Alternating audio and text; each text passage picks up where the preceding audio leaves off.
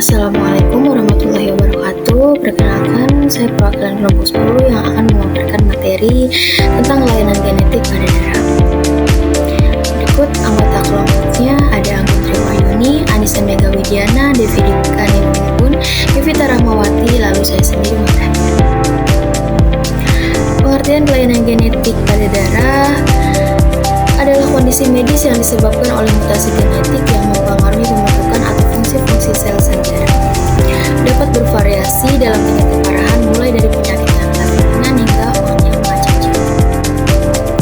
Penyebab kelainan genetik pada darah yang pertama ada multifaktorial atau kompleks, terjadi akibat kombinasi perubahan pada beberapa gen tertentu dan lain. Yang kedua ada monogenik atau cacat gen tunggal, disebabkan oleh perubahan pada gen tertentu. Jenis-jenis kelainan genetik pada darah yang pertama ada hemofilia, merupakan penyakit akibat adanya gangguan pembekuan darah yang bersifat genetik, merupakan penyakit bawaan pada laki-laki yang diturunkan oleh ibunya dari kromosom X. Hemofilia juga bersifat herediter, diturunkan secara genetik oleh orang tua, di mana terdapat gangguan pada kromosom X yang bersifat resesif.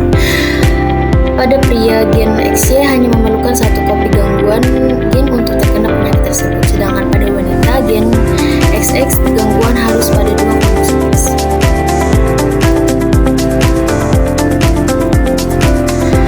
Hemofilia A dan B dapat digolongkan dalam 3 tingkatan berdasarkan kadar faktor 8 dan 9 di dalam darah. Hemofilia ringan 5% sampai 30% dari jumlah normanya. Hemofilia sedang 1% sampai 5% dari jumlah normanya. Hemofilia berat kurang dari 1% dari jumlah normanya. Gejala hemofilia cenderung mudah mengalami hema di permukaan kulitnya ketika terkena luka gores atau mimisan pendarahan sulit untuk berhenti. Sering mengalami BAB berdarah, nyeri serta bengkak pada lutut dan sikut yang menjadi tanda terjadinya pendarahan pada sikut. Mudah merasa kesemutan, sering mengalami pendarahan pada mulut dan mulut. Pencegahan hemofilia: menghindari kegiatan yang berisiko menyebabkan cedera, menggunakan pelindung seperti helm, pelindung lutut, dan pelindung siku jika harus melakukan aktivitas yang berisiko. Memeriksakan diri ke dokter secara rutin untuk memantau kondisi hemofilia dan kadar faktor pembekuan yang dimiliki. Tidak meminum obat yang dapat mempengaruhi proses pembekuan darah seperti aspirin tanpa resep dokter. Menjaga kebersihan serta kesehatan gigi dan mulut, termasuk rutin melakukan pemeriksaan. Yang kedua adalah thalassemia, merupakan efek atau kerusakan hemoglobin akibat mutasi atau delesi gen yang mengatur pembentukan rantai globin alfa atau beta yang biasa diturunkan secara autosom resesif. Diklasifikasikan menjadi thalassemia beta, alfa, delta, gamma, delta, beta, serta gamma, delta, beta bergantung pada rantai globin yang terkena. Thalassemia alfa disebabkan oleh mutasi atau delegasi gen. Delesi gen pembawa rantai globin alfa di kromosom 16, sehingga menyebabkan pembentukan rantai globin alfa pada hemoglobin menjadi sedikit atau bahkan tidak terbentuk. Sedangkan thalassemia beta disebabkan oleh mutasi atau delesi gen globin beta pada kromosom 11, sehingga menyebabkan gangguan pembentukan rantai beta pada hemoglobin. Klasifikasi dari thalassemia. Thalassemia dibagi menjadi 3. Thalassemia minor merupakan keadaan yang terjadi pada seseorang serta yang sehat, namun orang tersebut dapat mewariskan thalassemia pada anak-anaknya. Thalassemia intermedia merupakan kondisi thalassemia mayor dan minor. Penderita ini memerlukan transfusi darah secara berkala, dan penderita thalassemia jenis ini dapat bertahan hidup sampai dewasa. Lalu ada thalassemia mayor, terjadi apabila kedua orang tuanya mempunyai sifat membawa thalassemia. Penderita thalassemia mayor akan memerlukan transfusi darah secara berkala seumur hidupnya dan dapat meningkatkan usia hidup hingga 10 sampai 20 tahun. Namun, apabila penderita tidak dirawat, penderita thalassemia ini hanya bertahan hidup 5 sampai 6 tahun. Gejala thalassemia pada minor hanya anemia saja. Lalu pada thalassemia mayor umumnya menunjukkan gejala seperti kekuningan, cepat lelah, denyut jantung meningkat, urin gelap, tulang wajah abnormal, pertumbuhan terhambat, permukaan perut yang memujit dan pembesaran hati dan limbah. Pencegahan thalassemia: penyuluhan perkawinan untuk mencegah perkawinan di antara penderita thalassemia dilakukan dengan memberikan konsultasi genetik yang bertujuan untuk membantu pasangan dalam pernikahan. Hindari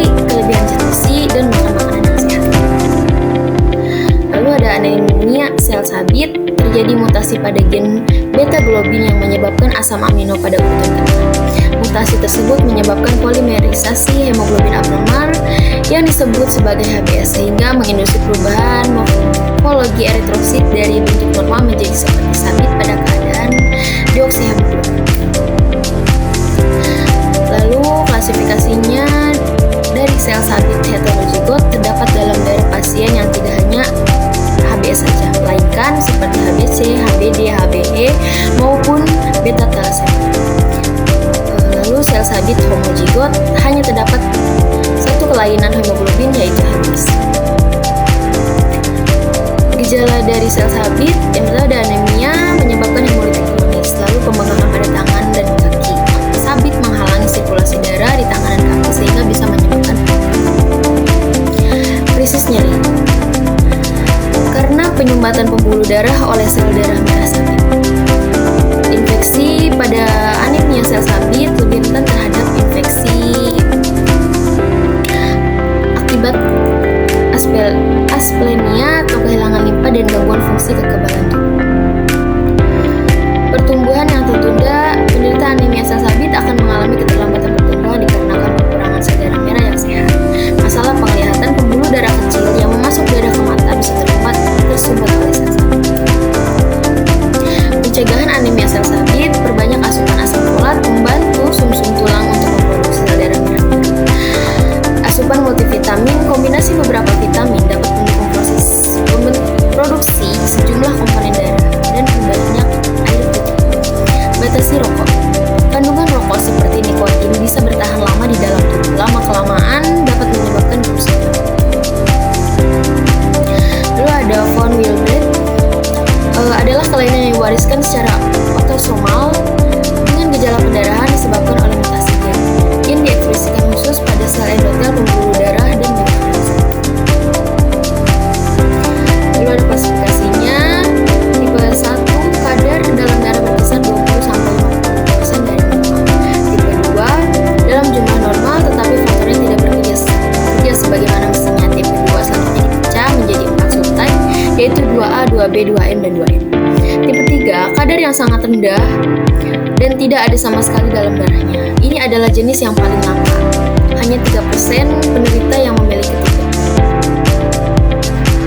Gejalanya, mimisan yang sering terjadi secara spontan yang berlangsung lebih dari 10 menit. Pendarahan akibat luka atau cedera yang berlangsung lebih dari 10 menit, mudah memar dengan memar yang menonjol dan berukuran lebih dari seperempat. Pendarahan hebat setelah operasi apapun termasuk operasi. Pendarahan menstruasi yang berat sehingga mengeluarkan gumpalan darah atau jaringan yang lebih besar dari ukuran buah anggur atau sendiri. Pencegahannya dapat dilakukan dengan melakukan konseling pernikahan, pemeriksaan gen, terutama bila ada riwayat keluarga dengan penyakit ini. Terapi pengganti faktor. Pada hemofilia A dapat ditangani dengan pemberian faktor 8 dapat dibentuk di laboratorium dengan cara rekombinan DNA. Faktor 8 yang baru, generasi ketiga yang dibentuk tanpa menggunakan protein hewani maupun manusia. Inhibitor faktor pembekuan. Komplikasi utama untuk terapi pemberian faktor pembekuan pada pasien hemofilia adalah terjadinya inhibitor antibodi spesifik yang dapat menetralisir faktor 8 dan 9 yang telah diberikan. Pada pasien high responder dapat diberikan faktor inhibitor bypassing. Pada pasien low responder dapat diberikan dosis faktor pembekuan rekombinan dengan dosis yang lebih daripada biasanya. Transfer hati dari dan terapi gen replacement terapi. Secara terapi merupakan suatu pendekatan ideal untuk terapi profilaksis atau bahkan untuk penyembuhan total karena ukurannya pada DNA yang lebih kecil. Transfusi darah yang sering dilakukan pada anemia berat. Transfusi darah yang seringkali menimbulkan kelebihan zat besi yang dapat menyebabkan kerusakan dan kegagalan organ termasuk jantung, hati, dan kelenjar endokrin untuk membatasi komplikasi atau efek samping. Terapi sebagai pencegahan atau mempertahankan kadar besi yang aman setiap dengan menyembuhkan absorpsi dari transfusi dengan ekspresi besi dengan kelasi. Transplantasi sel induk atau transplantasi sumsum tulang merupakan pilihan potensial pada kasus darah bertujuan untuk menambahkan jumlah hemoglobin normal dalam darah sehingga dapat mencegah proses polimerase transterapigen menggunakan stem cell dan virus sebagai vektor. Desmopressin adalah sebuah sekretariat untuk faktor von Willebrand sehingga jumlah faktor 8 yang bebas dapat diikat dan akan lebih aman setelah penghancuran. APTT sensitif untuk defisiensi faktor 8. APTT dapat memanjang pada jika aktivitas koagulasi faktor 8 menurun hingga kurang dari 30%. Diagnosis hemofilia menggabungkan indeks kecurigaan karena riwayat keluarga dan manifestasi klinis serta pemeriksaan laboratorium. Screening diperlukan untuk bagi mereka yang memiliki riwayat keluarga dengan pendarahan berlebihan. Diagnosis thalassemia ditegakkan dengan anamnesis pemeriksaan fisik. Diagnosis diawali dari kecurigaan klinis yang didukung riwayat pada keluarga dan pemeriksaan awal. Konfirmasi dengan analisa hemoglobin atau genetik. Riwayat penderita dan keluarga. Lalu ada pemeriksaan fisik dan pemeriksaan penunjang. Pemeriksaan penunjang itu ada darah lengkap, hapus darah tepi, hitung retinoprosit, analisa hemoglobin, foto polus tengkorak, lalu foto polus tengkorak panjang itu terdapat bisa dibagi lagi menjadi uji genetik, biopsi hati, profil fisik. Lalu screening awal atau diagnosis kelainan genetik pada darah, sel sabit, tes yang digunakan untuk mendeteksi HBS.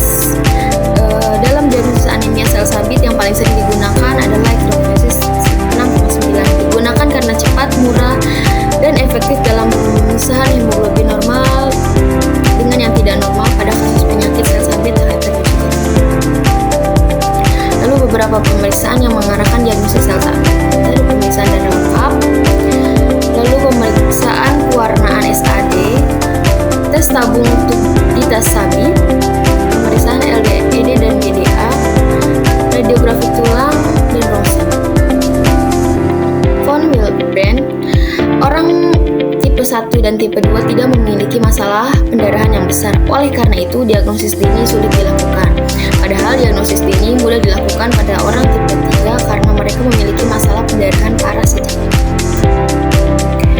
Lalu beberapa pemeriksaan yang mengarahkan pada diagnosis riwayat pendarahan, hitung darah total, jumlah trombosit dan waktu tromboplastin, waktu tromboplastin parsial teraktivasi, pengujian profil VWD, 3 tes yang membantu mengukur kadar VWF, plasma fungsi protein VWF yang hadir sebagai aktivitas kofaktor testosteron.